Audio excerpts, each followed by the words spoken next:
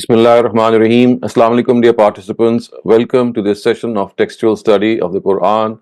Today we will be starting off with verse 75 of Surah Al Nisa. We have covered 74 verses of Surah Al Nisa, and we have seen how the hypocrites especially have been dealt with in this surah. Earlier on, of course, very in the very beginning, certain directives regarding edibles and regarding the fact that the religion has been completed. The famous verse "Al-Yawma akmaltu lakum dinakum" has already announced that this is the final stage, and now that these people of the book, they are trying to make fun of the Prophet at times. That this making fun of is actually in a very subtle way, that they would induce the hypocrites, then they would back them, and that they should go and create certain consternations. For example, they would tell them that they can greet the Prophet in a way that would disparage them, and all these pranks they would play through the agencies of these hypocrites. But slowly and surely they were being exposed, and within this context we come to this 75th verse of the surah, which says, وما لكم لا تقاتلون في سبيل الله والمستضعفين من الرجال والنساء والولدان الذين يقولون ربنا أخرجنا من هذه القرية الظالم أهلها واجعل لنا من لدنك وليا واجعل لنا من لدنك نصيرا. Believers, what has come over you that you fight not in the cause of God, and for those helpless men, women, and children who are crying out, Lord, rescue us from the city whose people are oppressors, and raise for us from yourself one who will sympathize, and raise for us from yourself one who will bring help. So you can see that it is evident from this very verse that the foremost as well as the most prominent form of war for the cause of God, or that we can call as qital fi sabilillah, is to help people who are being tormented because of their religion. So if you see, the words are wal mustazafina min al-rijal wan nisa wal wildan, people who are weak and helpless, and from amongst men, women, and children, and they would like to be helped, and Rabbana akhrijna min hadhihi al-qaryati adh-dhalimi ahluha, that they would like to be expelled and taken out from the city whose people who are living there, they are oppressors. By the word city of the oppressors, of course, the reference is to the settlements where many men, women, and children had embraced faith but were still in the clutches of their guardians and power lords, and as such were unable to lead a life according to their religion without becoming a target of their oppression and cruelty.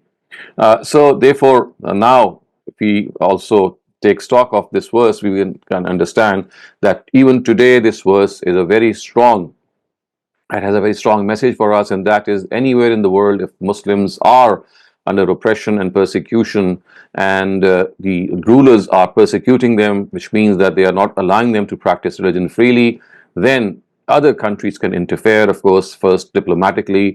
Obviously, most of the countries are also signatories of the UN Charter, in which you cannot wage war, you cannot wage aggression. But come what may, if this happens, that there is a country in which this such oppression is let loose and persecution is also found there, then first of all, diplomatic ties and this UN Charter will be used to pressurize them to give up this oppression and this persecution. But if every effort fails, then this is the only form of qital or war that has been allowed by religion, in which the purpose is to help the oppressed against the oppressors. Other forms of jihad, of course, there's just one other major form of jihad, and that was basically a punishment that was carried out in the times of Prophet Muhammad against people who had intentionally denied the truth. That is something specific to the era of messengers of God. I have repeatedly explained this here, that in the prophetic era, there are certain norms and there are certain laws that only apply in that era, and they cannot be extended. So the punishment that was given in the times of Prophet Lot, Prophet Noah, Prophets uh, Hud and Saleh, respectively, for against their nations who had denied the truth, was in the form of cyclones and tempests and these physical calamities. But in the times of the Prophet Muhammad, peace be upon him, the scourge took place, or was taken or granted to be taken place through the hands of the believers. So they became the instruments of justice of God Himself. And when people denied the truth, denied the midday sun, in fact, then it was They were punished for this, and this punishment is going to continue for them in the hereafter as well. But this is a specific law meant for the eras of messengers of God only. And in their own era as well, particularly in the era of Muhammad, we can also say that another war that was waged was against oppression and against and persecution. So these two wars, one against persecution and oppression, and the other against people who had deliberately denied the truth. These are the two wars that the Prophet fought. But obviously, one of these wars, which means against deniers of the truth, is something that was specific to his era. The other war, which is against persecution and against oppression, that is something whose directive is still operational, but again, it has a lot of conditions. First of all, it is important to realize that no group, organization, or group of people cannot wage war. Jihad cannot be waged. It has to be waged by a properly organized government in by a country. So it is a directive that is to be given by the collectivity. And the secondly, most importantly, is that in this regard, you have to understand that this should not be a suicide mission. There should be a fair chance of winning. Otherwise, if you are not able to help people, even militarily, then should not do that.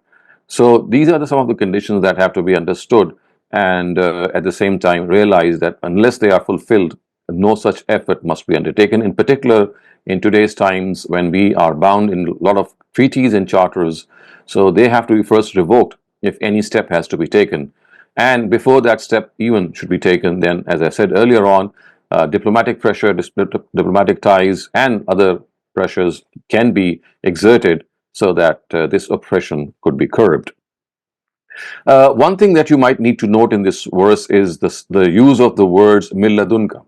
So milladunka, of course, they express that the fact that though apparently there is no ray of hope, nothing is beyond God. So milladunka means from yourself. So the people who are praying is that we don't find any hope, but you from yourself, you can do whatever you want. And therefore we trust you, and we would like to follow and obviously pin our hopes on you. So if we look at this verse in a very comprehensive way, we can see that the cruel disbelievers had made life so miserable for the Muslims on their native soil that their very homeland became a place of great hardship for them. And in spite of the fact that love for the homeland is a natural thing, they had become so repulsed by it that they called it the city of oppressors and would not even tolerate to be ascribed it in any other way. So it was called the city of oppressors, their own homeland called their own place, and they wanted themselves to be taken out of that city. Also, a homeland remains a homeland for the believers as long as there is peace for their religion and faith in it. If this is not the case, then such a place is not a homeland. It is a place of savage beasts, the dwelling place of snakes and the abode of devils. All this is something which is very evident. One more thing that is evident from this verse is that such was the hopelessness that prevailed in those times that the oppressed Muslims were not able to see a way out of their hardship. They were relying solely on the help and support of God, that He may open up a way for them, irrespective of the apparent means and resources. So, in spite of these circumstances, Muslims stood their ground with resolve and determination. And what happened actually is something that we know from history, how the Almighty did help them and support them. So, if somewhere today Muslims are oppressed in this manner, as I said, then jihad will become obligatory or mandatory on other Muslims if they are in a position to wage it and they have fulfilled all its conditions.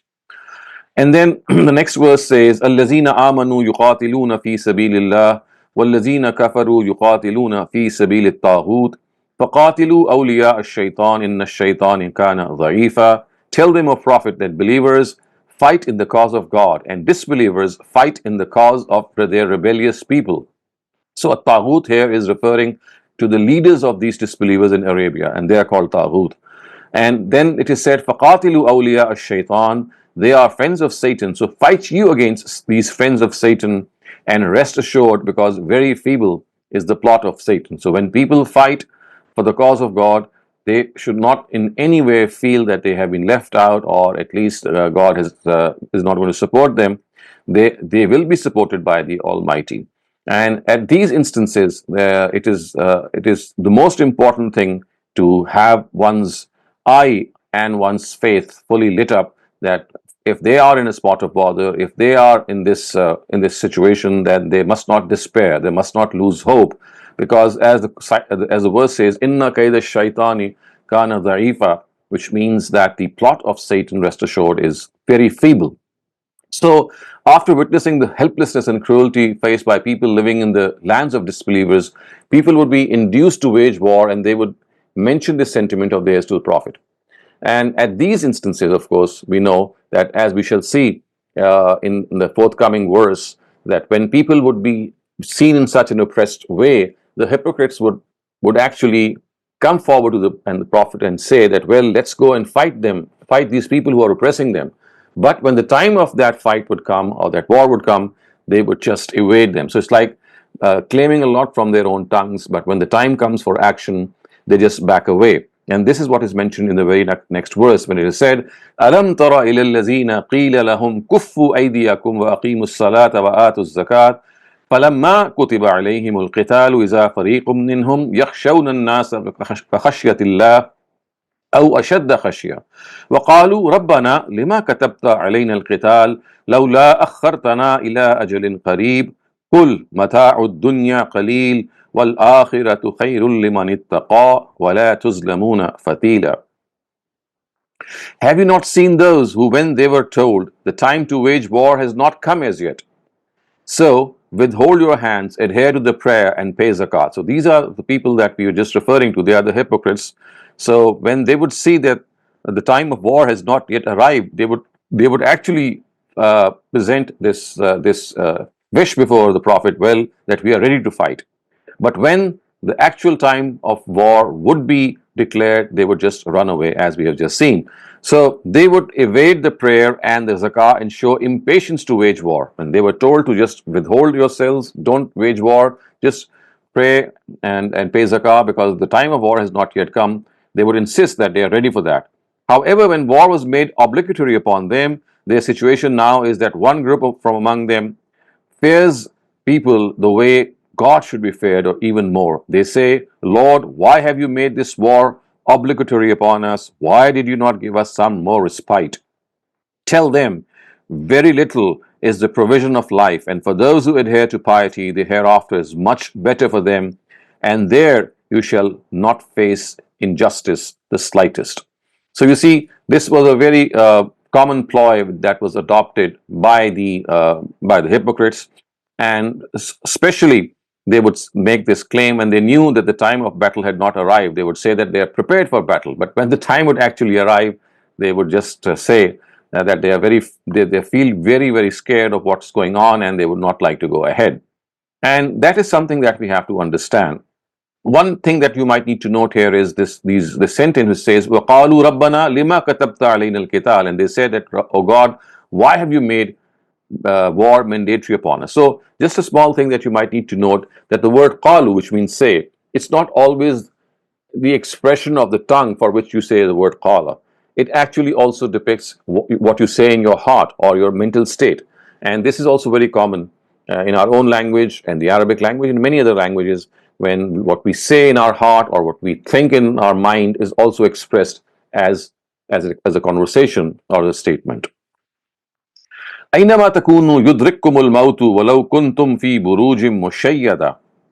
As for death, wherever you are, it is bound to come to you in all circumstances, even if you are in strong and towering fortresses.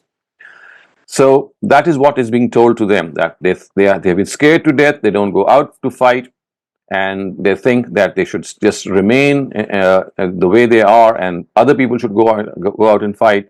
So it is to them that it is being said, when the time of death comes, it's going to overcome you wherever you are, as it is said, "Walau kuntum fi burujin mushayyada," even if you are in a strong and a towering fortress, if you're in a castle, in a fortress, if you hide there, but the time of your death has arrived, then you cannot stop that to happen, because this is what is going to be your destiny. And then it is said, وَإِن تُصِبْهُمْ حَسَنَةٌ يَقُولُوا هَذِهِ مِنْ عِنْدِ اللَّهِ وَإِن تُصِبْهُمْ سَيِّئَةٌ يَقُولُوا هَذِهِ مِنْ عِنْدِكَ قُلْ كُلٌّ مِنْ عِنْدِ اللَّهِ فَمَا لِهَؤُلَاءِ الْقَوْمِ لَا يَكَادُونَ يَفْقَهُونَ حَدِيثًا. So These people accept your prophethood by their tongue, and if they are blessed with some success, they say, this is from God. And if they are inflicted with loss, they say, it is because of you. So it is like the very shallow claim they make of the prophethood of Prophet Muhammad. They would express faith with him, but whenever something bad or some problem would arise, they would blame the Prophet and say that this is because of you that it has happened. Now, in reply, the Quran says, Kul kullum min indillah, say everything is from God, because whatever happens, happens because of His permission. So it says, فَمَا لِهَؤُلَاءِ الْقَوْمِ لَا يَكَادُونَ يَفْقَهُونَ حَدِيثًا. So what has come over these people that they are not prepared to understand anything? And then it is said, مَا أَصَابَكَ مِنْ حَسَنَةٍ فَمِنَ اللَّهِ وَمَا أَصَابَكَ مِنْ سَيِّئَةٍ فَمِنْ نَفْسِكَ. It is a fact that whatever good befalls you is from God's grace, and whatever ill befalls you is from your own self. So, the answer that has been extended here is that whatever good befalls you is because of God, and whatever ill befalls you is because a person himself shows cowardness, because of his own weakness or some mistake. And that is why something, when evil befalls you or some wrong thing befalls you, it is because of your own fault, that you have done something bad, or because you have made a mistake, or you might have some weakness within yourself, so that the Almighty wants to bring to surface that weakness, and so that you get to know where you are falling short. So we know that this is something that has to be understood, that whatever befalls us is a directive of God. If He has destined something, then of course it is our destiny. But before it happens, we have to make the best effort. We have to put in the best effort, and that is what is derived from this very important directive.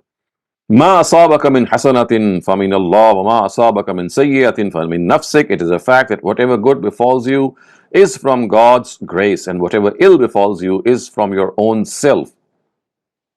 وما أرسلناك للناس رسولا. Their real ailment is that they are hesitant about your prophethood. Ignore them. We have sent you forth as a messenger for people, and for this God's evidence is sufficient.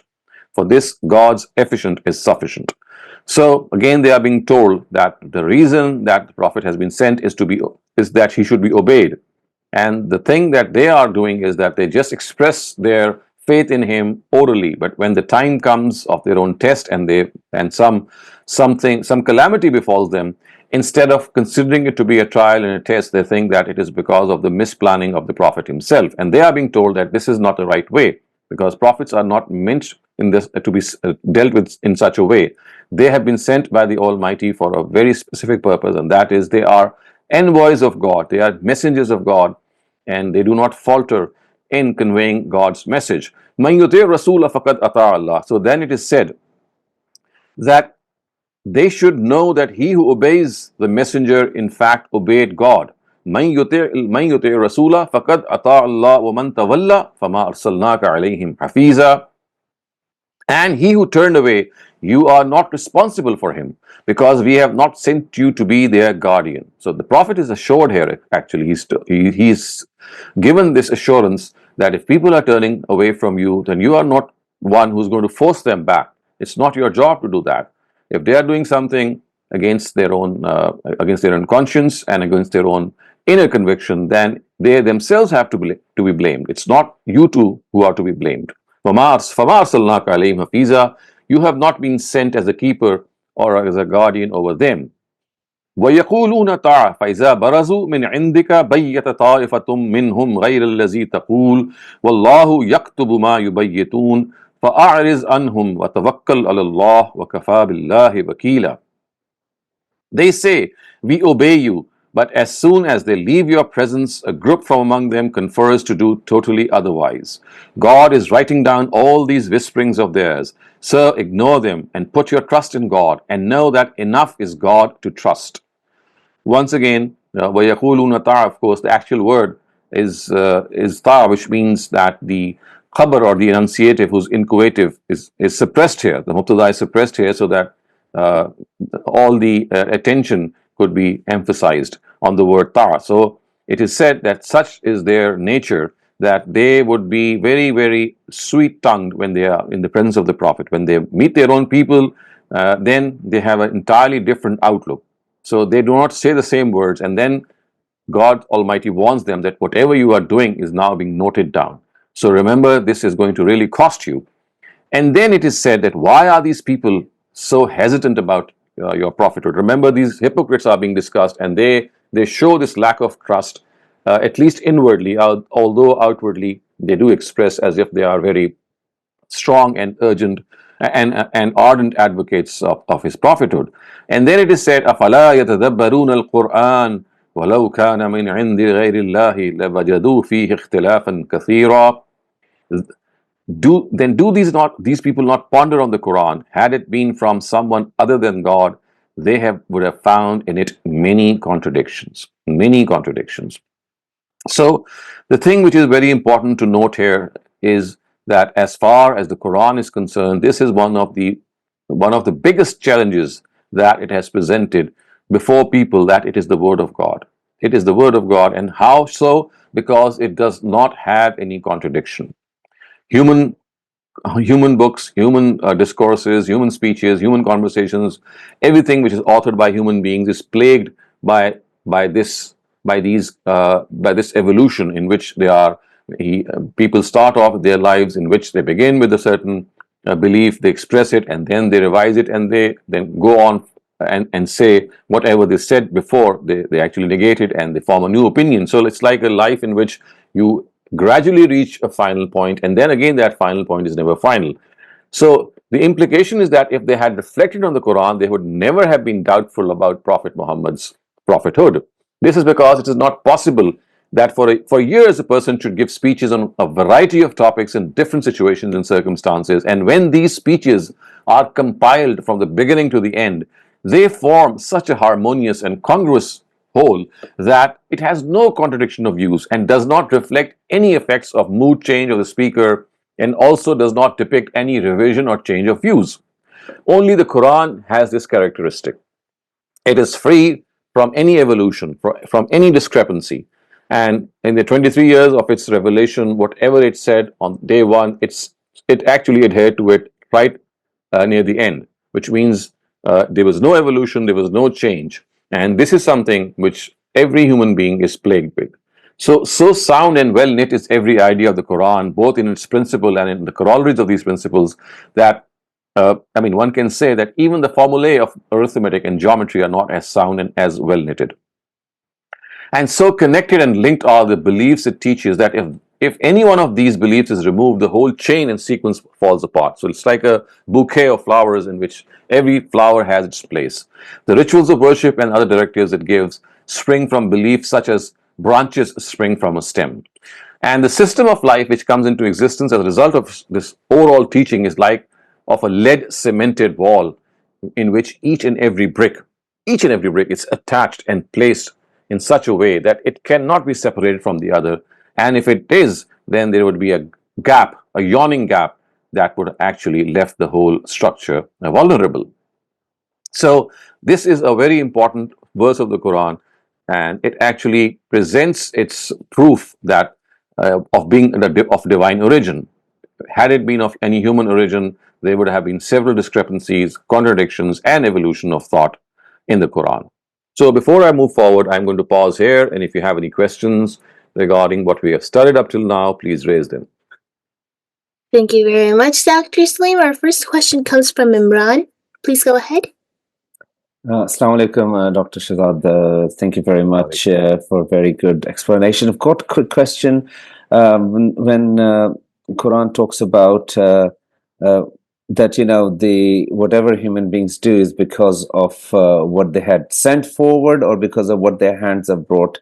But then why are only some people afflicted with calamities when we see right now the whole ummah is engaged in wrongdoing? That's one first part of my question. The second is the most recent explanation what you gave about no contradiction in Quran, no holes in there. Is there any book that you think we can refer to which also can help non-Muslims or non-believers, where they can read and understand, because we of course believe in it, but they always look at it from a very controversial, objectional point of view? Thank you. Yes, I think as far as your second question is concerned, so there has been work done by many Muslim scholars, and the way to approach this would be, I think, it's very convincing for non-Muslims, is if you present that work, which actually talks about the contradictions that non-Muslims have raised against the Quran, and then scholars from the Muslim side have tried to answer those objections and shown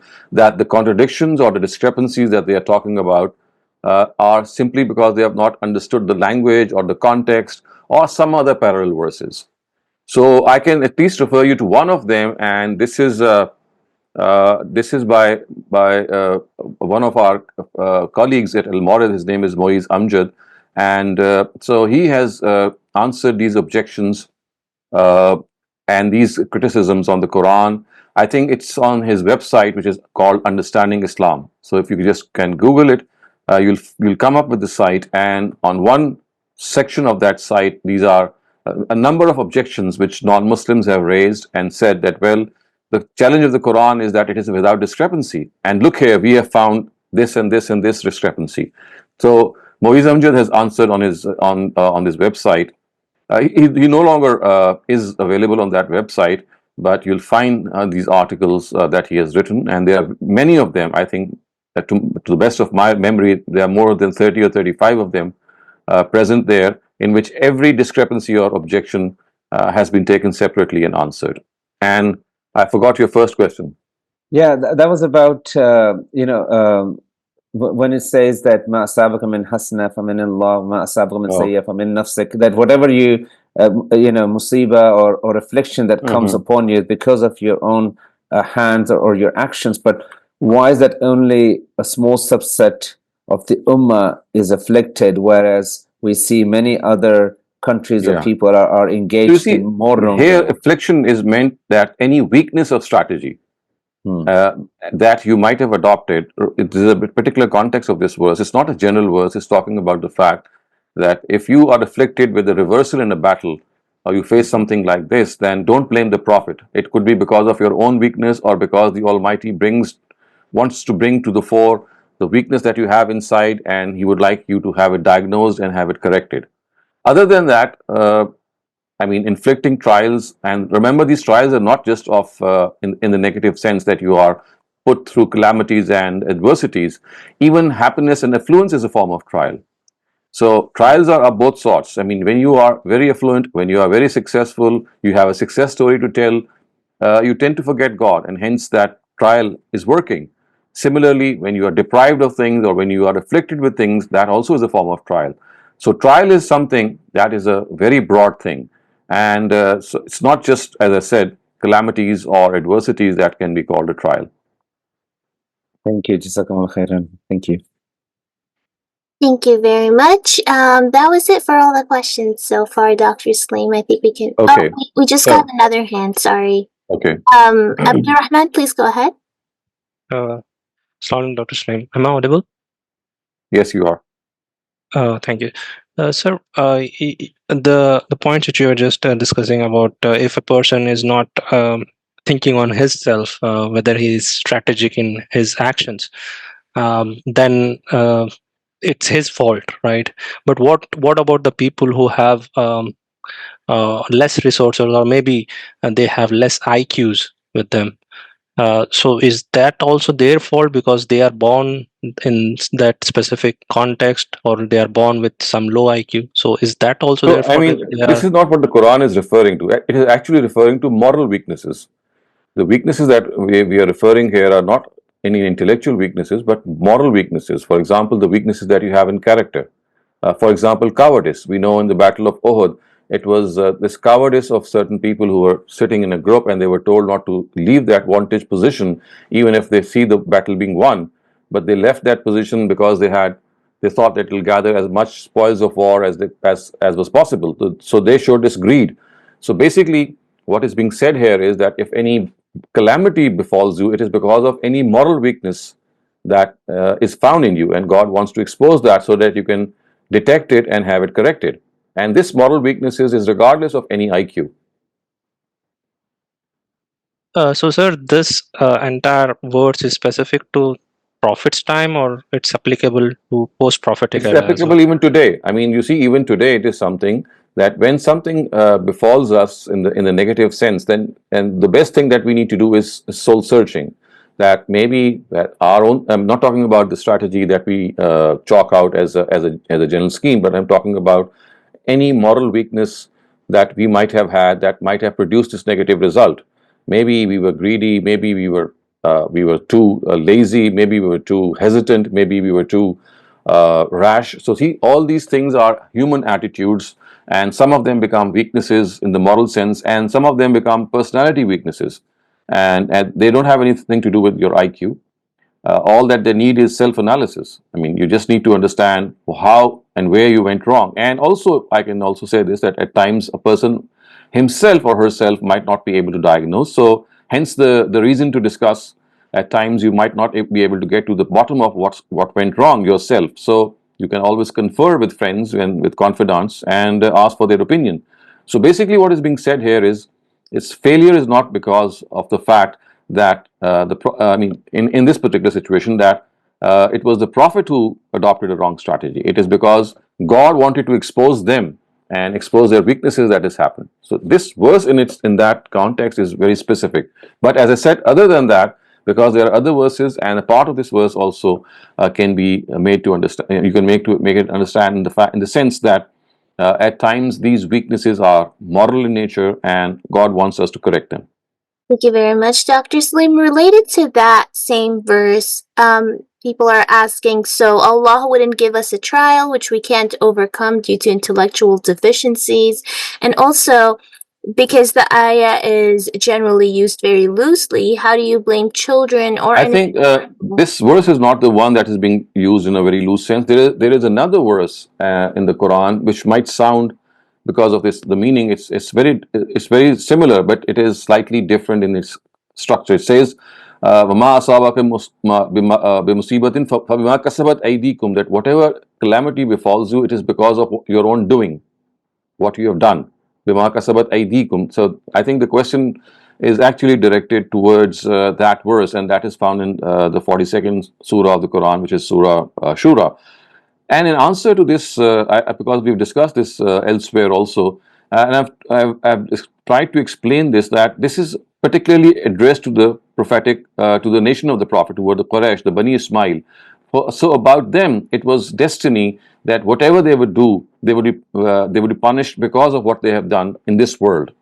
So for them, it was given that if they would do wrong, in spite of knowing that they have done wrong, then their punishment would be meted out to them in this world. So that is a particular and a very specific area, that for the Bani Ismail or the Quraysh, if they would do wrong and that wrongdoing would be made evident to them, and they would still adhere to it and not realize that they have done something wrong, in spite of knowing that they have done something wrong, they would not mend their ways, then God says that as a punishment of what you have done, we will punish you in this world. But for the rest of us in living in the post-prophetic era, this does not apply. I mean, it's not because of our own wrongdoing necessarily that we are being punished. Yes, this could be one of the reasons, but there are other reasons as well. So we have to make this distinction also, that in the prophetic era, a wrongdoing was punished because that wrongdoing was something about which God says that it was done deliberately, done knowingly, and done in the presence of a prophet of God who had made things clear to them. But in the post-prophetic period, this law does not apply. So the general law in the post-prophetic period is that at times we are punished because of our own wrongdoings. Yes, this could be a possibility. At times, this punishment or this trial is because of, I mean, the punishment that we think we are undergoing is a form of a trial. For example, a famine, for example, children who are born handicapped, or all sorts of adversities that we face. These could be forms of a trial. And then thirdly, also, the trials come in this post-prophetic era in order to make us more cognizant of God, because when we find ourselves being drawn away from God, these trials and these tribulations make us remember God more. And then fourthly, another reason of these trials and tribulations or these adversities is that they tend to make us stronger than before, because when we pass through a trial and we show resilience in combating it, so when we come out of it, we are stronger, internally stronger than before.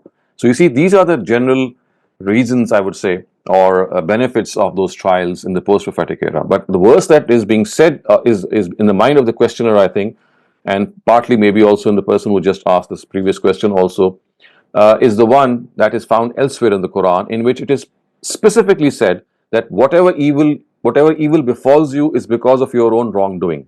So the word your here is not me or anyone else in the post-prophetic era. The word your here is referring to the Bani Ismail. Thank you very much. Could you please comment on the intellectual deficiencies part? So you see, intellectual deficiencies never ever become a source of, God rewarding or punishing you. I mean, everyone is going to be rewarded or punishment on the basis of the moral choices he or she makes. The moral choices, not any intellectual choice. I mean, a person could be as intelligent as Einstein, and he could be as dumb as any person that you can imagine. But you see, as far as the awareness of good and evil is concerned, God says that this is equally found in all human beings. It's regardless of your intellect. The fact that you have conscience. Every person has been given a conscience. The most intelligent people have a conscience, and the most, dumbest of people would have a conscience. So it's a matter and a question of acting according to your conscience. So that has to be understood, that conscience is never weak. Conscience is never. I mean, you cannot say a person is super conscientious. Yes, there are people who are very conscientious, but there are other people whose conscience has just gone to sleep, and that itself is a form of punishment. That when you stop using your conscience, when you stop paying heed to the voices of your conscience, then as a punishment, God actually weakens your conscience from within. So intellectual deficiency, I would say, has a lot to do with your worldly achievements or the placement in your society, but it has no place before the Almighty, because He's not going to judge you on the basis of your intellect. Thank you very much for that clarification, Dr. Saleem. Ammar Rasul, please go ahead. Ji, Assalamu alaikum, Dr. Sahab. Walaikum.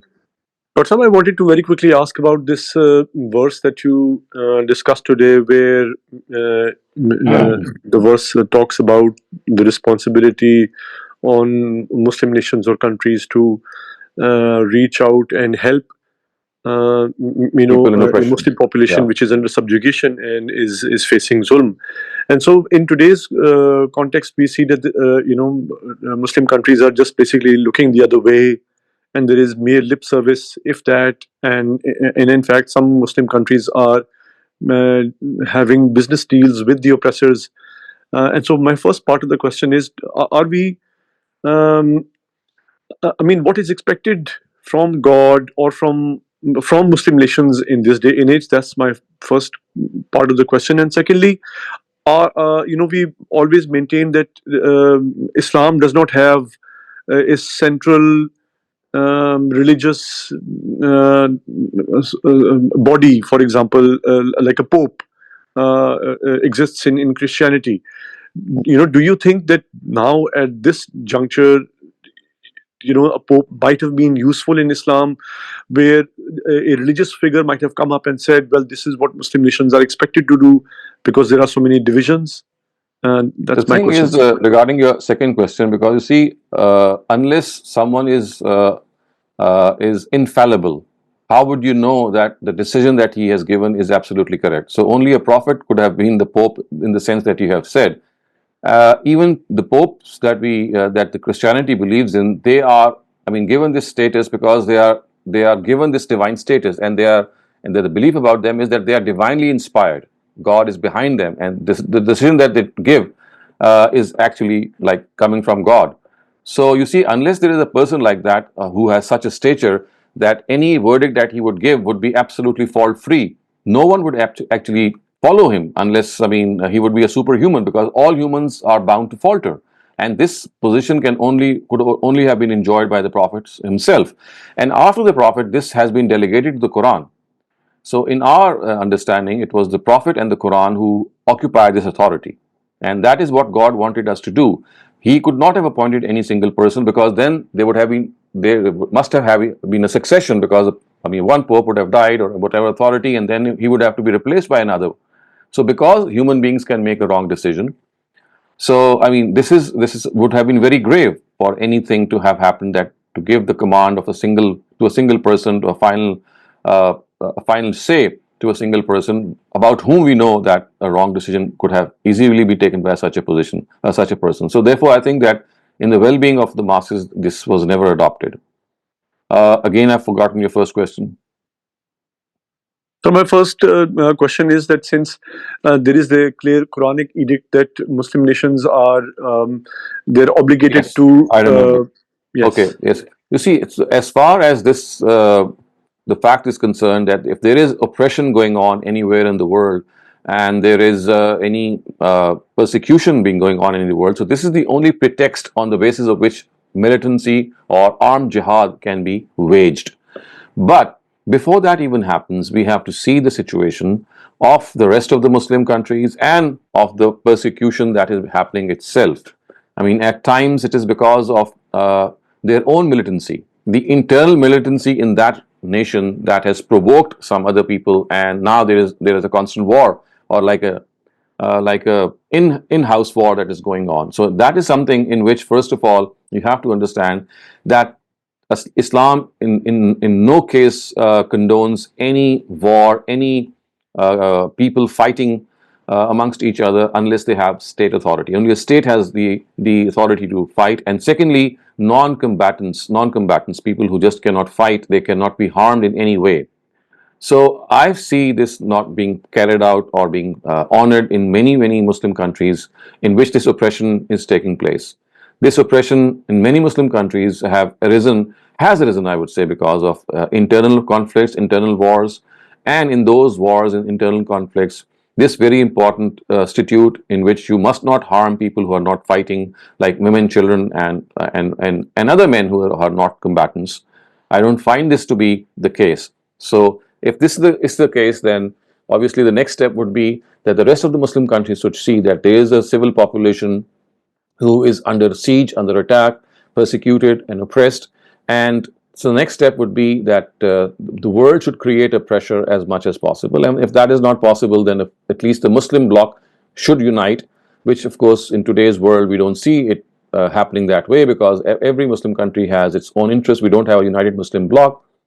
And thirdly, of course, if there had been such a Muslim bloc, then that moral pressure, if created, if it had not worked, then of course the chance of any war, if the war was to be fought in a way that we would know that we could win that war, only then should have it been undertaken. But in the presence of so many other countries, the interests of so many other countries in a single country, because a single country is not alone, as we all know. They are all backed by world forces. So you see, there is a very complex scenario at the moment, and in that complex scenario, at least we should be in a position to understand that peace can only be restored in at least a Muslim country, or Muslims living in a non-Muslim country, when Muslims themselves are peaceful and not harming the non-Muslim population in any malicious way. Rasul, did that answer your question, or do you have a follow-up? Well, this is a long discussion, but I thank Dr. Saab for the answer. Thank you very much. Thank you very much, Dr. Saleem. I had a question regarding your answer. So you mentioned like Muslims cannot hurt other non-combatants, right? But the way our modern warfare works, like even if a Muslim state is on board with going on war with, say, an oppressor, the way modern warfare works is like there's no way you can't hurt non-combatants with the way they design their weapons. So exactly that is the point, that weapons of mass scale killing, of mass destruction, like for example bombs, hydrogen bombs, atom bombs, they are absolutely something that I mean we should not be using. I mean, even as a deterrent, because even deterrents are meant for the sake that you would use them if the situation arises. So weapons of mass destruction, I think they have to be abstained from, because we know that from these weapons you're not just kill the army of your warring country, but also innocent civilians, and maybe much more civilians than the army itself. So I am personally not in favor of any weapon of mass destruction. Then how could you win a war to begin with? By of course being in a position to, first of all, you should have the military might. I mean, you have your own military might, your own martial ammunition should be such that you are able to dislodge the enemy, and the enemy, of course, here is the advancing enemy, the advancing army, which is at war with you. And there are weapons that can do that. You have missiles, we have other things that are pointedly directed, or drones which are pointedly directed to the army which is advancing. So if you might misfire and miscalculate. That's another thing. But these are very pointed and very, very highly sophisticated. We know, I'm not going to name the person. Very recently, a very prominent leader was killed by a drone attack, and such was the precision that thousands and thousands of miles away, they could monitor that person. They knew where he was. He was in a house, in a cave, or whatever, and they sent that drone, and that single person was just killed. So, in the presence of such highly precise warring ammunition being available, I think that is very much possible that you confine yourself to the person, to the people who are fighting. Thank you very much for that answer, Dr. Saleem. Our next question asks, how much of our Ummah's situation can be attributed to the fall of the Khilafat after that Muslim countries have been divided and were dependent on rich nations? So I think that we have to understand that the Khilafat, or the fact that all Muslim nations should come under one banner or one flag, is not a directive of Islam at all. This happened naturally, that the monarchy right after, the Umayyads and the Abbasids, it continued, and it went on for so many centuries, and right up to 1924. But it's not something that was some directive of Islam that all the Muslim countries should unite in the form of a Muslim bloc. So even if this had been in a situation that you would have independent Muslim countries all over the world, that is equally good.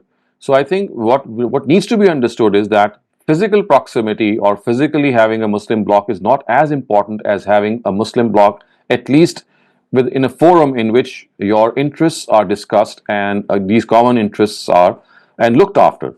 So it's not essential to be governed by a single person. I mean, the whole Muslim empire, even if they are independent countries, that is fine. But what should be, what is the need of the hour is the collaboration between the leaders of Muslim countries. And that's the only thing. Otherwise, the downfall of the caliphate, or what the caliphate did, if I start recounting to you the oppression that they perpetrated, they did something very horrific. The Ottomans, if you look at their history, the Abbasids, if you look at their history, so they curbed rebellions, the way they curbed them, the way they fought with their enemies, the way they extended their empires. I mean, on the one hand, yes, there were some golden periods, but on the other hand, there were horrific tales of carnage as well. Thank you very much, Dr. Saleem. Now that this was it for all the questions, so I think we can move on now. Okay, so let's move on. This is now verse 83. وَإِذَا جَاءَهُمْ أَمْرٌ مِّنَ الْأَمْنِ أَوِ الْخَوْفِ أَذَاعُوا بِهِ وَلَوْ رُدُّوهُ إِلَى الرَّسُولِ وَإِلَى أُولِي الْأَمْرِ مِنْهُمْ لَعَلِمَهُ الَّذِينَ يَسْتَنبِطُونَهُ مِنْهُمْ وَلَوْلَا فَضْلُ اللَّهِ عَلَيْكُمْ وَرَحْمَتُهُ لَاتَّبَعْتُمُ الشَّيْطَانَ إِلَّا قَلِيلًا. Believers, they are not your well-wishers. So again, the direction of address is towards these hypocrites who had infiltrated in the ranks of the Muslims. So believers, they are not your well-wishers. So when they hear any news of peace or danger, they spread it. Whereas if they had reported it to the messenger of God and to those among them who have been made in charge of matters, then those who have the ability to reach the core of an issue would have understood it. But they have adopted the path of Satan. And had God's grace and mercy not been upon you, all but a few of you would have followed Satan. So it actually is another instance. This is a description of another instance in which these hypocrites would spread rumors, and they would, instead of verifying these rumors, as this verse says, by referring them back to the Prophet and those people who were fully informed of the actual situation, then these people would have helped them that this is a fake news, or this is a true piece of information that they have gathered, or that has reached them. But without any such verification, they would just spread it. Aza'u bihi, the Quran says, they would just spread it without having it verified. And this is another plot of theirs that they would do. And then God says, وَلَوْلَا فَضْلُ اللَّهِ عَلَيْكُمْ وَرَحْمَتُهُ لَاتَّبَعْتُمُ الشَّيْطَانَ إِلَّا قَلِيلًا. And had God's grace and mercy not been upon you. So God is helping the believers here by telling them that in spite of these connivances and these conspiracies and these evil whisperings and rumors that they would spread, in spite of that, God helped you and He did not let them get into you, and you were able to still survive. And had this not been the case, so as the Quran says, then Satan would have just engulfed you and finished you off. And then it is said, فَقَاتِلْ فِي سَبِيلِ اللَّهِ لَا تُكَلِّفُ إِلَّا نَفْسَكَ وَحَرِّضِ الْمُؤْمِنِينَ عَسَى اللَّهُ أَنْ يَكُفَّ بَأْسَ الَّذِينَ كَفَرُوا وَاللَّهُ أَشَدُّ بَأْسًا وَأَشَدُّ تَنْكِيلًا. Therefore, leave them a prophet and wage war for the cause of God. You are accountable for none but yourself. Now, this is something very important. La tukallafu illa nafsak, that you are accountable only for your own self. And all as for what you can do regarding other people is just to entice them, to urge them to war, because this is the time that has come over them and they have to fight the disbelievers. حَرِّضِ الْمُؤْمِنِينَ عَسَى اللَّهُ أَن يَكُفَّ بَأْسَ الَّذِينَ كَفَرُوا. And then it is said, it is quite probable that God will shatter the might of those who have disbelieved. God is the mightiest, and He shall mete out a terrible punishment to such disbelievers. Wallahu ashaddu ba'san wa ashaddu tankila.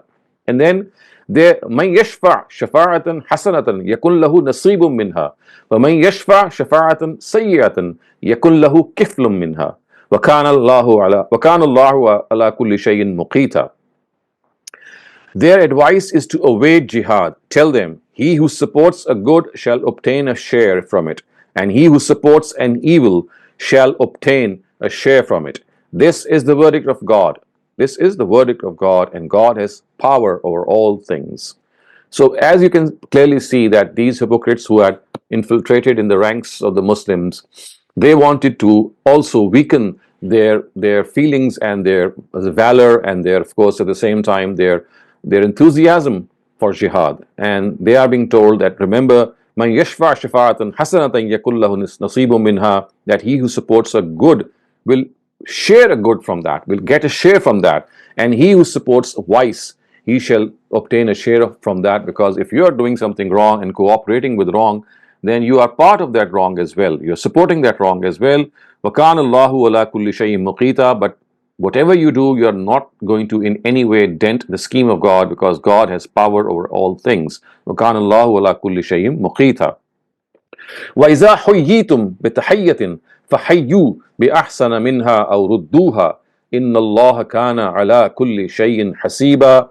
Go out for war, and if salam is said to you by any person, you also reply by saying salam in a better way or in the same way. And do not commit excesses against anyone, because God surely will take account of everything. Allahu la ilaha illahu la yajma'annakum ila yawmil qiyamah la rayba fihi wa man asdaqu min Allahi haditha. There is no God but God. He will indeed take you to the day of judgment, take you all to the day of judgment, in the advent of which there is no doubt. And who can say a more truthful thing than God Himself? So basically, this verse which says وَإِذَا حُيِّيتُمْ بِتَحِيَّةٍ is referring to the fact that if other people come across you who say salam to you, then you should not in any way negate them. In fact, you should reply them by saying salam in a better way, because if you commit excesses against other people, this would not be true.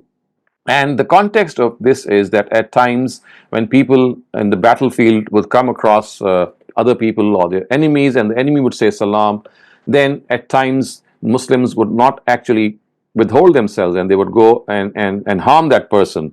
But what the Quran is telling them, that if they say salam to you, don't think that this salam is being said to them just because a person wants to save his skin. He might want to even deceive you, but the fact is that you have not, you don't know from his heart what he actually is doing, whether he's saving his skin by saying salam or he has actually converted. So if in the battlefield, if this happens and you hear salam from even your enemy, then give him that refuge, because now he has said salam, even though you might doubt that he has said salam just to save his skin. But remember, this is something that this should not happen in any case. So, since this war campaign was being launched to help the oppressed Muslims who were under the hold and sway of the rejectors, the attacking Muslims were directed to regard their saying salam to be a sign of their Islam.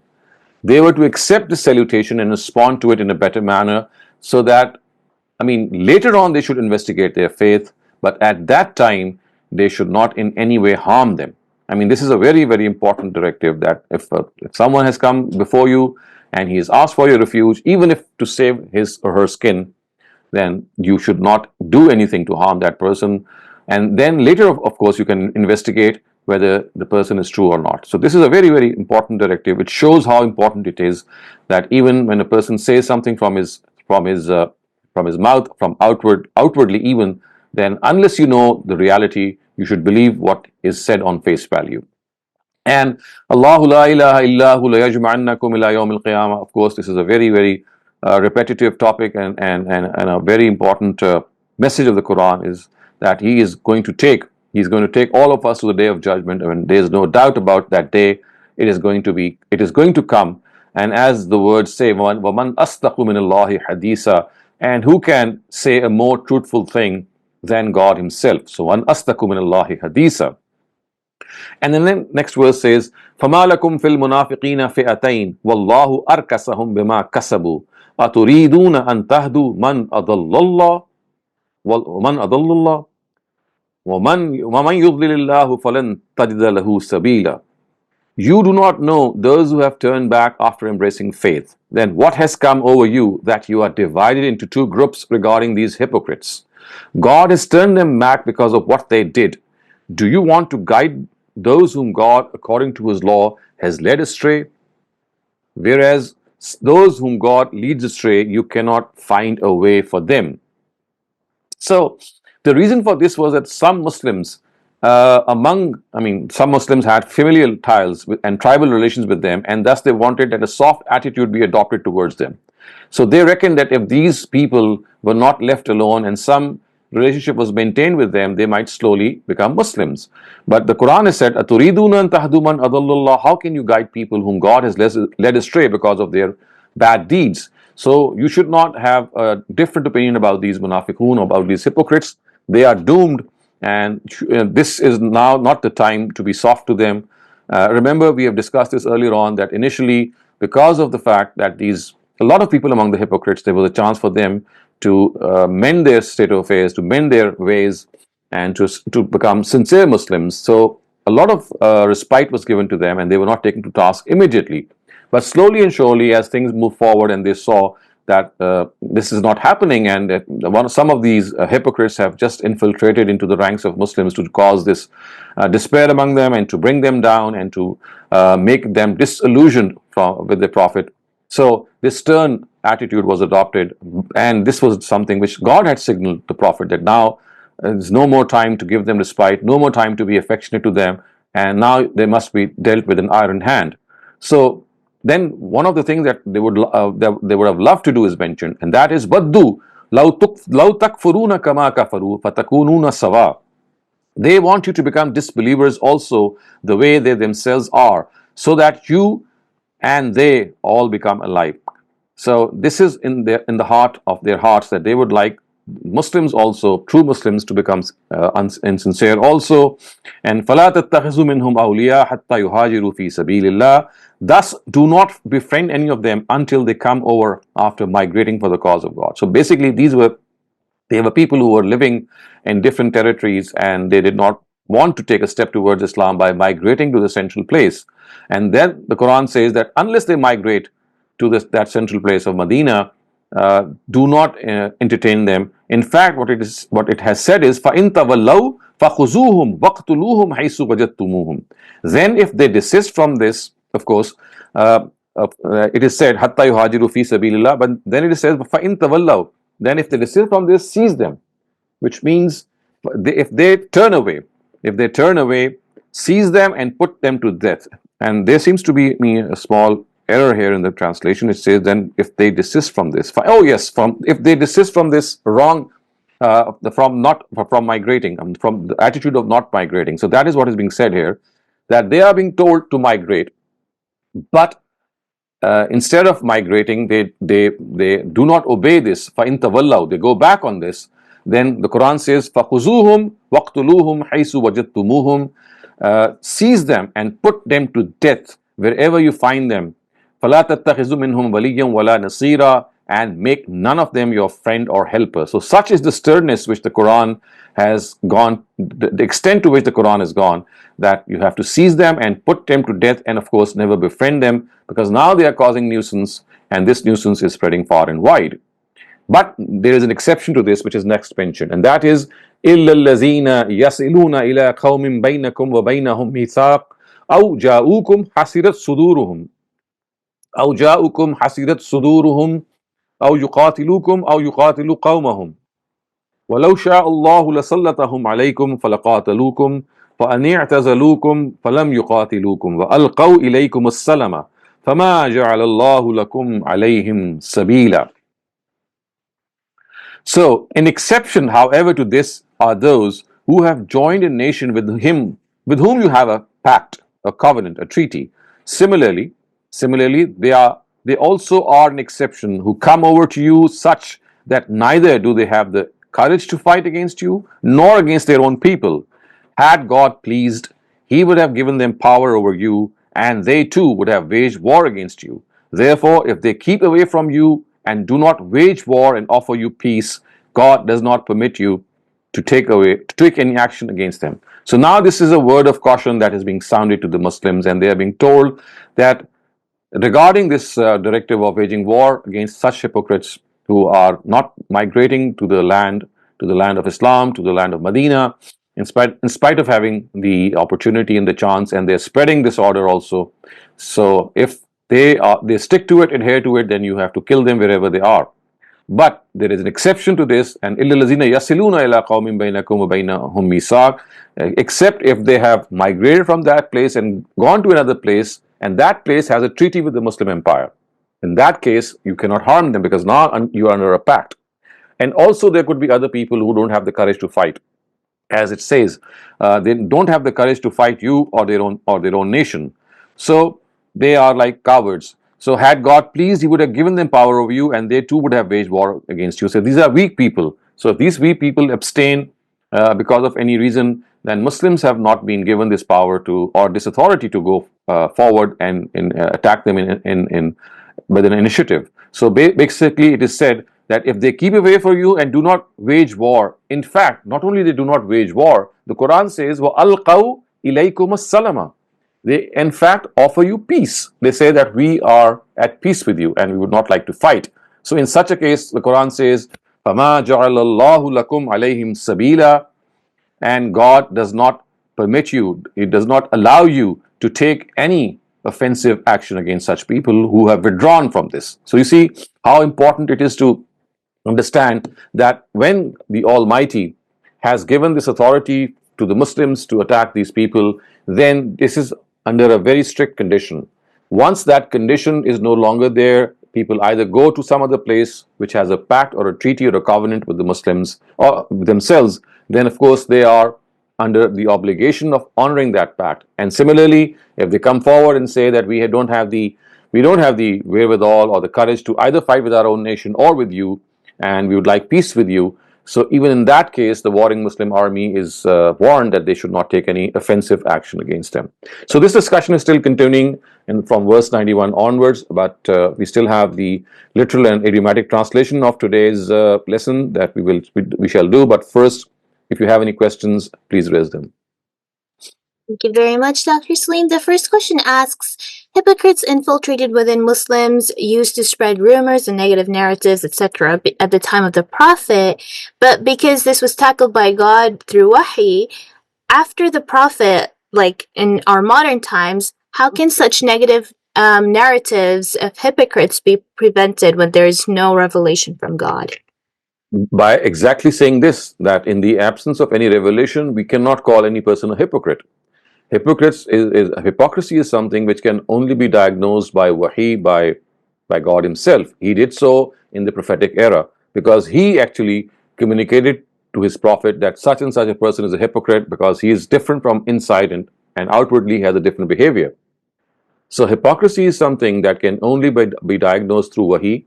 Even a prophet himself is not in the authority or capacity to do that. He wants God's guidance. And this guidance comes in the form of Wahi or revelation. So once the institution of divine revelation has been terminated on Prophet Muhammad, we cannot regard any person a hypocrite in the sense they have been called here. But yes, in our general usage, at times, when we use this word hypocrisy, we use it in a different sense, and that is when a person does not practice what he preaches. So we say, well, he's a hypocrite when he says something else and he does something else. So that is another usage. But the way hypocrites are being mentioned here, in which they become culpable, in which they can be punished, in which they can be taken to task. So that is a category of hypocrites which only God knows. Thank you very much, Dr. Saleem. Shazia Khan, please go ahead. Hello, Assalamu alaikum, Dr. Saab. This is just a question about a literal translation. The word arkusuhum, Allahu arkusuhum bima kasibu, is it used anywhere else? And what is the, like, is it used in like actual Arabic? Can you or is point it me just to which verse is that? I don't know which verse. It was Wallahu arkasahum bima kasabu, I arkusuhum think. bima kasabu, yes. Yeah. Is it used like in regular Arabic? It's a new word. It is a very common Arabic word. It's not something which just the Quran has used. God is just going to relegate them back for what they have done. So arkasa this is the literal meaning. This is the actual meaning of this word too, like turning around, or yes, that is correct. This is how it is used in. Okay. Yes, okay, and you consult a dictionary, you'll get to know that as well. Oh, okay, thank you. Very much. Abdurrahman, please go ahead. Assalamu alaikum again, sir. Sir, my question is regarding with the ethics of war being used by Muslims in today's age, right? So I will just give you two examples to put things into context. Like recently, one country won by rebellion, and the leader was saying that we did not have any help whatsoever, and taking the name of Allah and saying that he did not had any help in gaining advances. But in fact, there are a lot of news that he had help. Coming to the second example, a kingdom. I didn't get the first example. How did he have help? From different countries in gaining rebellion in that country. I'm talking about the example of Syria example. Okay, so I mean, you need to be more specific about the question. Yes, sir. I'm coming on that point. So my question is like, does morality takes a backseat during wartime? Because what I was trying to say with this example is that he was clearly lying that he did not have any help, but in fact he had some help. So I think you need to understand.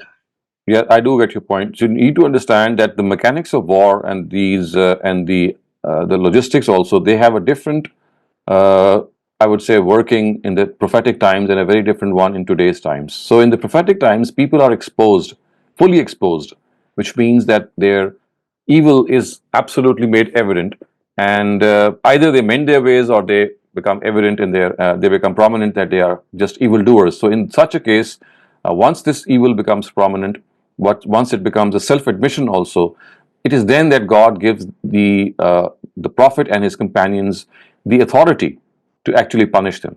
So this is a specific thing that happens only in the prophetic times.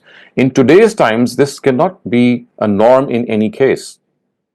I mean, you cannot in any way be aggressive. You cannot in any way diagnose that since such a person has done certain things, and we have done enough to preach him, so now he's culpable and now he's liable for punishment, which is of course our normal standard methodology that Muslims have adopted. This again, as I said, is a flawed methodology. You cannot expect God's help today the way it was promised to the Prophet and to his companions. For them, there was a different rule because they were directly doing something in the surveillance of the Almighty, and that something was the Prophet himself was present. He was explaining the truth from God through various means, and such a powerful personality he wielded that whatever truth he would convey in those times, of course it took about 10 or 12 years, it was meant to reach such a conclusion that ultimately, as the Quran says, kafaru min ba'di ma arafu, that they denied even after they knew what their denial was all about. They deliberately denied. So that is something which entails God's help, that once you fight the way he has told you to fight in the prophetic era. In today's era, whether we are doing something right or wrong, it has a lot of question marks. So we should not, always think that we are not being treated with God's help, or we are being deprived of that help. Or if, for example, as you've given this example, that a person is lying, and that lying has made him actually possible to give him that person success. Even in spite of lying, he's succeeded. So you see, this is another mechanic that works in this post-prophetic era, in which evil is allowed to flourish, and that itself becomes a means of trial for the believers. But this does not happen in the time of the Prophet. In the time of the Prophet, evil is allowed to flourish initially, but later on it is necessarily subdued by the forces of good. And if you are able to understand and make this distinction between both these eras in this way, you'll be able to come to this conclusion that anything that goes on today, even if it is done in a wrong way and success is still achieved, it should not be considered to be a help of God in any way. It's more of a trial of God, because once God is going to catch that person, then we know what's going to happen to that person. Thank you so much, sir. Thank you very much, Dr. Saleem. I had a question regarding the salam part. So that was only specific to the times of the Prophet, or does that also apply today? Even today, this applies even today, and even in the times of the Prophet. And there is this incident that was reported to him, that one of his companions actually ended up killing the person who had said salam, or he had professed actually faith, and because the companion thought that the person is just trying to save himself, so he just went on and killed him. And when the news reached the Prophet, he became furious. And the words that he used are, Hal shakakta an kalbihi, did you strip open his heart to see that he had actually done so just to save his skin? Were you as cognizant as God? So you see, as far as this outward behavior is concerned, even in the times of the Prophet, this is something which is not at all, something which sits good with God. So unless there is this, something which God conveys you regarding the internal situation of a person, you have to accept the person on his face value. Not like in an extreme situation like the war, but in our day-to-day, there's sometimes some really creepy people that use Right. Yeah, of course, that's not being talked about. That's something entirely different. You see, here what is being talked about is taking a life. So you cannot take a life simply because you think that a person is saying salam to you, or maybe professing faith merely to save his skin. That's a different category of things. Today, of course, there are people who behave in a creepy way, as you said, and you have a different opinion about them. But you're not after their life, actually. All that you are after is that maybe you don't have good terms with them, or maybe you have restricted terms with them. Thank you very much for that clarification. It was much needed. Noshad Shafkat, please go ahead. Yes, Assalamualaikum, Dr. Saab. Dr. Saab, isn't this practically a very difficult thing to do in a war, especially in those days? That when a person was face to face with his enemy, and the enemy suddenly sent salams, and if he stopped even for a second, that man would strike back. Practically, wouldn't that be a little difficult to observe? You see, this is a specific situation in which the enemy is actually helpless, in which he has maybe just laid down the arms. He's just there, and he is under your knife, so to speak. And also in this particular case, the context is that the Muslim army was actually fighting that area in which there were people who were hiding amongst the hypocrites. And so they were given this warning, like a signal to them, that you might find your own people hiding amongst them. So if they say salam to you, don't immediately go after their lives, and give them some time and investigate later. So this gives us this impression that the person who was opposite, in the opposite sense, was not in a position to go after your life. He was helpless, or was rendered helpless in some form or the other. Otherwise, of course, you're right that this might be counterproductive. But sir, if the other person is unarmed, then he wouldn't be considered to be an armed combatant, and even otherwise he would be liable to be released. You see, there are different scenarios that you can imagine. In spite of being a combatant, the person could have been unarmed because he might have finished his ammunition, or maybe he has been stripped off the sword, as we can see, was the case in those times when the arm would be ripped off, and the right arm or the strong arm would no longer be useful for that person. So there could be scenarios in which, in spite of being a combatant, he was rendered a person who could not have fought for his life. So I think that these scenarios were the ones in which this directive has been given. Otherwise, if an armed enemy was facing you and you were clearly vulnerable yourself, I mean, it is against common sense to even think that you are going to spare someone who's going to knock you off in the next instant.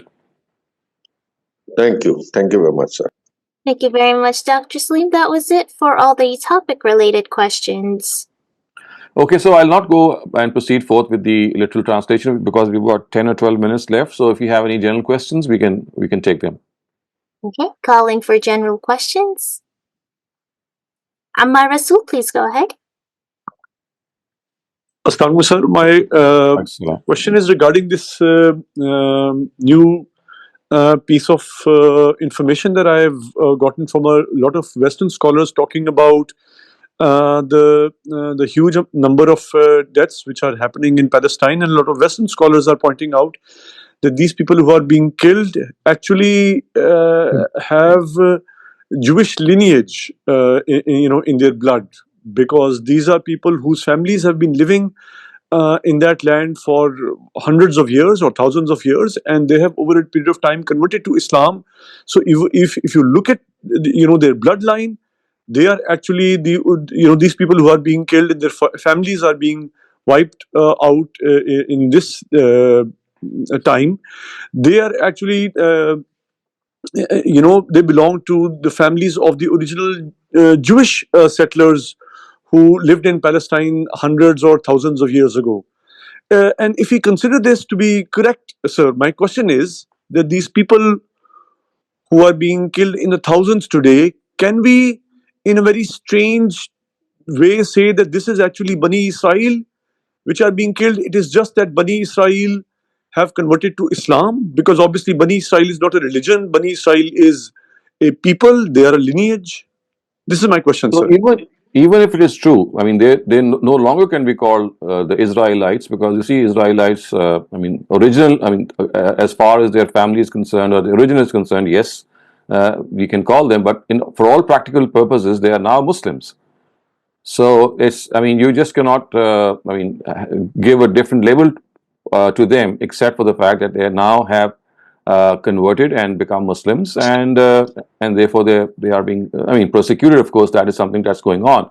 One thing also that you might need to consider is that you see a lot of things that are happening in Gaza, in many other countries also, is portrayed by a media that's not, at all times reliable. So there is a lot of dust and a lot of smoke, and there are a lot of things that are still not very clear, or there could be a means of disinformation also. And amongst this whole, I would say, confusion, there's one thing that also needs to our attention, and that is that many times the Israelite authorities, the Israelite warring army, their own authorities, their own leadership has said this repeatedly, that when they are killing these non-combatants, or when they are being forced to kill these non-combatants, it is not out of their own pleasure or not out of their own intent.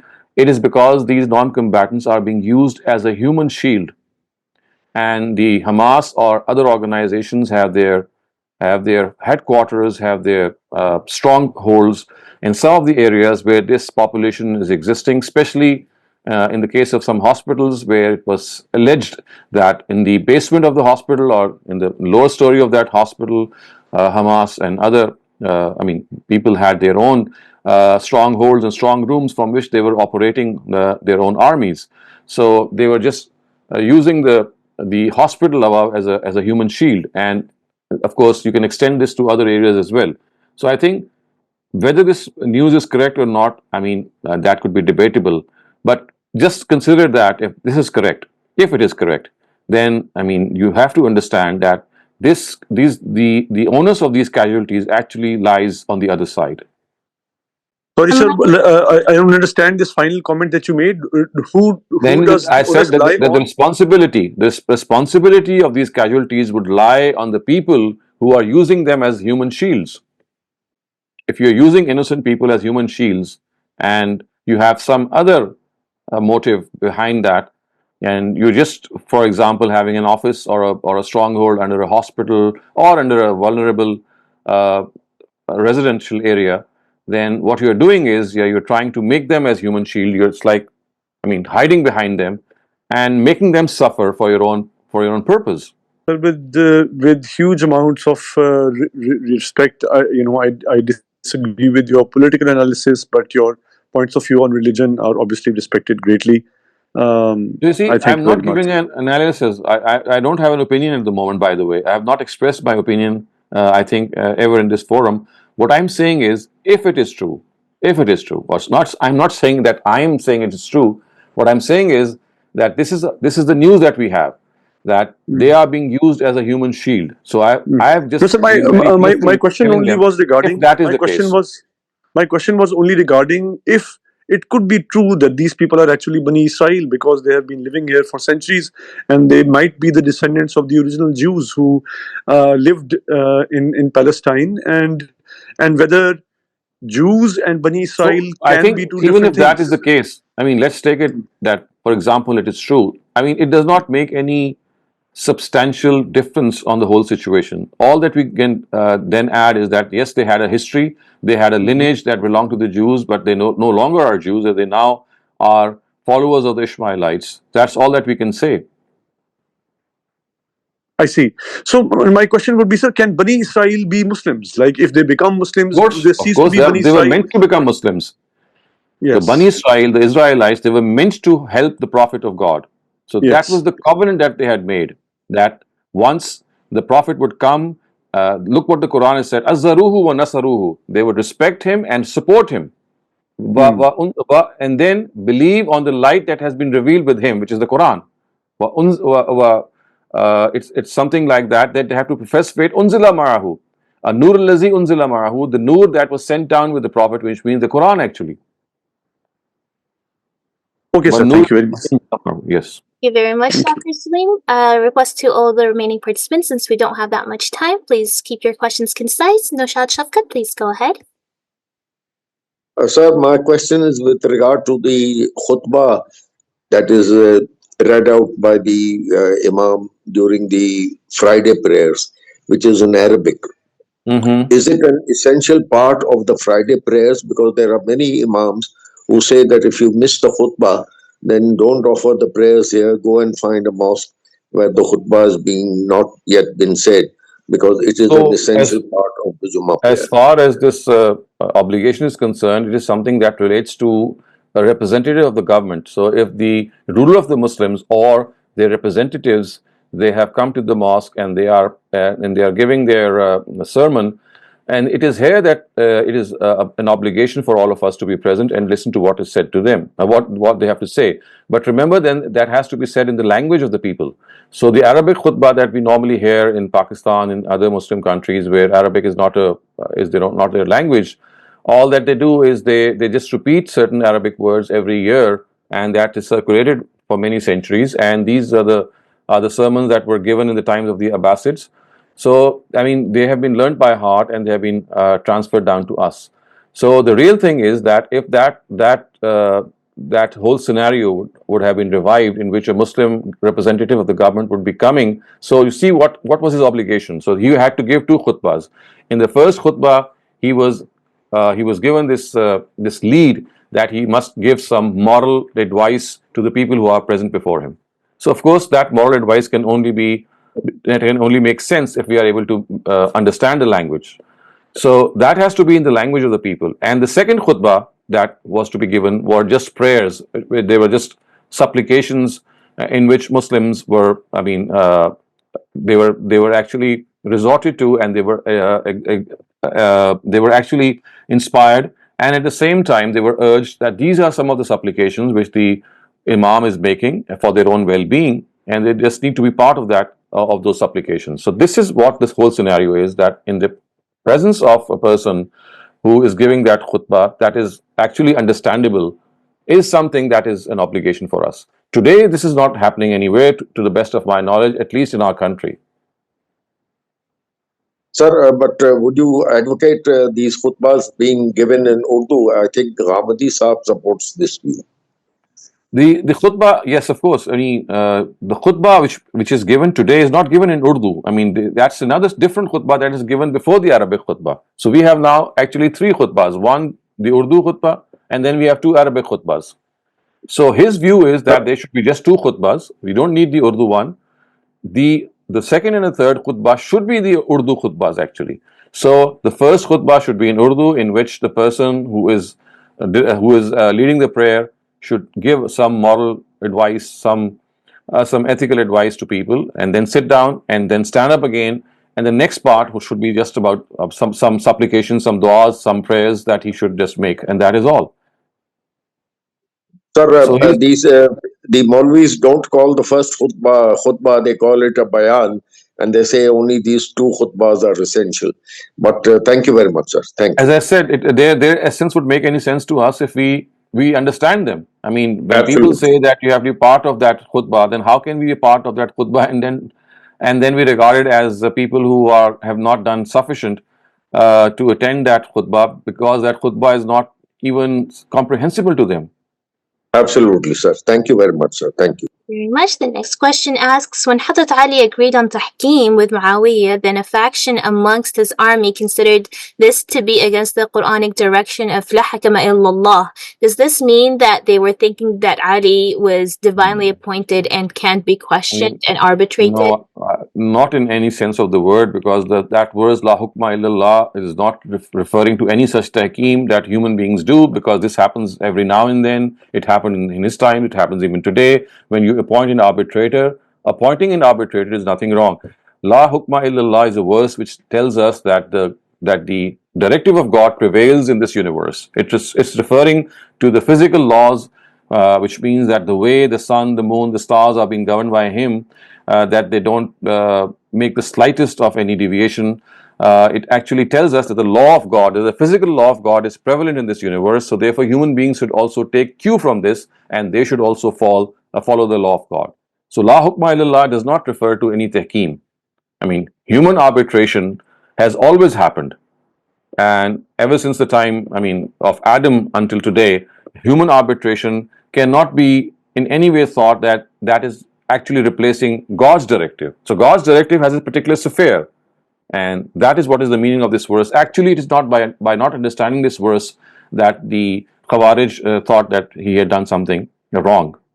Thank you very much, Dr. Saleem. The next question asks, if the husband and wife are separated because they're in different levels of Jannah, does that mean that they're unable to see each other? Or is this I mean, the concept? in the first place, I think they would marry or remarry, as the case is, if they are in the same levels. So why should even this thought arise? Why? I mean, it may well be that they are going to marry amongst their own sorts.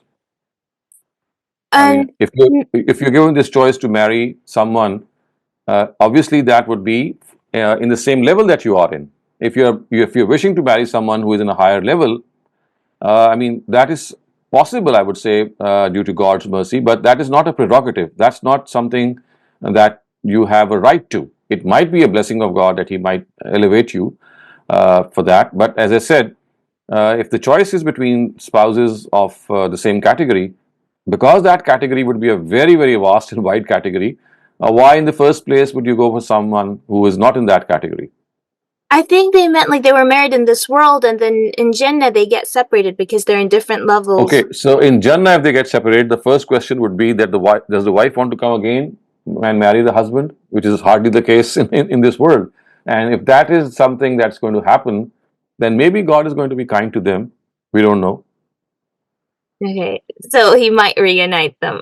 Let's hope. He might be. Well, I cannot say for sure, but this might happen. Okay, thank you very much, Abdurrahman. Please go ahead. Sir, my question is regarding just a few moments back we were having a discussion about human shield. What if the people knowingly become human shield? Would they still be counted as non-combatant or a combatant? Because not in that case. Not in that case. Okay, so they in would that not case, be they have chosen to become part of the combatants in a different way. Yeah, that's what I was thinking, because hospital authorities wouldn't be knowing that some entire department is course. sitting in their basement, and so they would be Yes. knowingly admitting them. So they are combatants, even if they are. So thank you so much, sir. Thanks for clarification. Thank you very much, Dr. Saleem. That was it for all of the questions today. A superb session to end the last session of this year. Inshallah, we'll see you again next year, and wish Inshallah. you all a very happy, joyous, and blessed 2025. Until then, Assalamu alaikum wa rahmatullahi wa barakatuh.